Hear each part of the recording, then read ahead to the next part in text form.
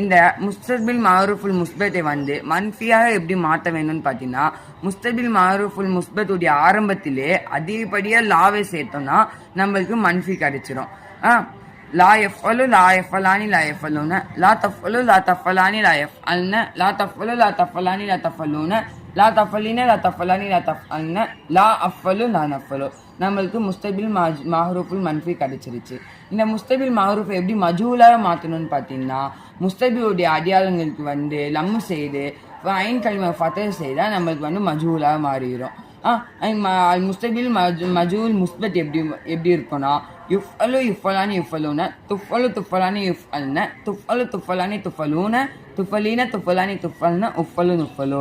இந்த முஸ்தபில் மஹ்ரூஃபை வந்து எப்படி முஸ்பத்தை எப்படி மன்ஃபியாக மாற்றணும்னு பார்த்தீங்கன்னா, ஆரம்பத்தில் மஜூல் மன்ஃபியாக எப்படி மாற்றணும்னு பார்த்தீங்கன்னா, ஆரம்பத்தில் வந்து நம்ம